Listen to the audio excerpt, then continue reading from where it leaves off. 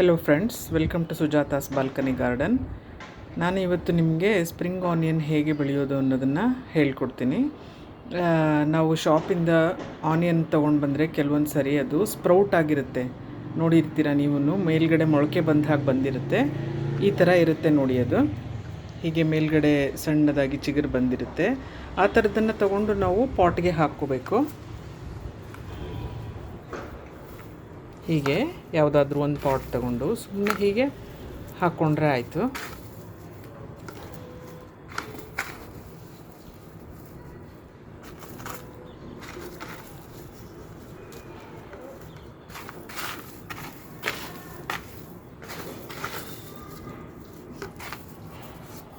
ಈ ಥರ ನೋಡಿ ಹೀಗೆ ಹಾಕ್ಕೋಬೇಕು. ಹೀಗೆ ಹಾಕ್ಕೊಂಡು ಒಂದು 15 ಡೇಸ್ ಆದಮೇಲೆ ನೋಡಿ ಈ ಥರ ಬಂದಿರುತ್ತೆ ಸ್ಪ್ರಿಂಗ್ ಆನಿಯನ್ನು. ಇಷ್ಟು ಚೆನ್ನಾಗಿ ಬಂದಿದೆ ನೋಡಿ, ಎಷ್ಟು ಹೆಲ್ದಿಯಾಗಿ ಬಂದಿದೆ. ನಾನು ಹಾಗೆ ಆನಿಯನ್ನಲ್ಲೇ ಹಾಕಿದ್ದು 2-3 ಒಟ್ಟಿಗೆ ಹಾಕಿದ್ದೀನಿ. ಸೊ ಇದು ನಾವು ಇನ್ಸ್ಟೆಂಟಾಗಿ ಯೂಸ್ ಮಾಡ್ಕೋಬೋದು. ಫ್ರೈಡ್ ರೈಸ್ ಮಾಡ್ತೀವಿ ಅಂದರೆ ಅದಕ್ಕೆ ಸ್ಪ್ರಿಂಗ್ ಆನಿಯನ್ ಬೇಕೇ ಬೇಕು. ಮನೆಯಲ್ಲಿ ಎಲ್ಲ ಸಮಯದಲ್ಲೂ ಸ್ಪ್ರಿಂಗ್ ಆನಿಯನ್ ಇರೋದಿಲ್ಲ. ಸೊ ನಾವು ಇನ್ಸ್ಟೆಂಟಾಗಿ ಇದನ್ನು ಯೂಸ್ ಮಾಡ್ಕೋಬಹುದು. ಮತ್ತು ಕಾರ್ನ್ಗೂ ಹಾಕ್ಕೋಬಹುದು, ನೂಡಲ್ಸ್ಗೆ ಹಾಕ್ಕೋಬಹುದು. ನಮಗೆ ಗೋಬಿ ಮಂಚೂರಿ ಮಾಡ್ತೀವಿ ಅಂದರೆ ಅದರಲ್ಲೂ ಯೂಸ್ ಮಾಡ್ಕೋಬಹುದು. ಸೊ ಮನೆಯಲ್ಲೇ ಬೆಳೆಯೋದ್ರಿಂದ ಹೊರಗಡೆ ತೊಗೊಂಡು ಬಂದು ಹಾಕೋ ಅವಶ್ಯಕತೆ ಇರೋದಿಲ್ಲ. ಫ್ರೆಶ್ ಆ್ಯಂಡ್ ಗ್ರೌಂಡ ತುಂಬ ಚೆನ್ನಾಗಿರುತ್ತೆ ನೋಡಿ ಫ್ರೆಂಡ್ಸ್. ನೀವು ಹೀಗೆ ಮನೆಯಲ್ಲಿ ಬೆಳ್ಕೋಬಹುದು.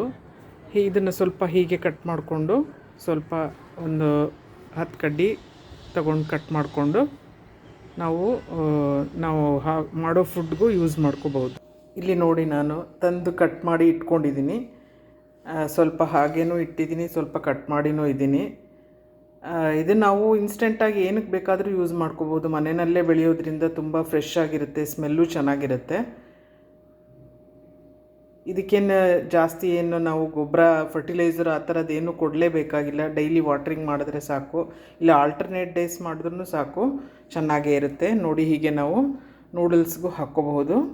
ಹೀಗೆ ನೂಡಲ್ಸ್ಗೂ ಹಾಕ್ಕೋಬೋದು ಸ್ಪ್ರಿಂಗ್ ಆನಿಯನ್ನ. ಮತ್ತು ಕಾರ್ನ್ ಮಾಡಿದರೆ ಕಾರ್ನ್ಗೂ ಹಾಕ್ಕೋಬೋದು. ಮಕ್ಕಳಿಗೆ ಇಷ್ಟ ಆಗುತ್ತೆ ಇದರ ಟೇಸ್ಟ್ ನೋಡಿ. ಎಷ್ಟು ಚೆನ್ನಾಗಿ ಕಾಣಿಸುತ್ತೆ, ನೋಡೋದಕ್ಕೂ ಚೆನ್ನಾಗಿದೆ.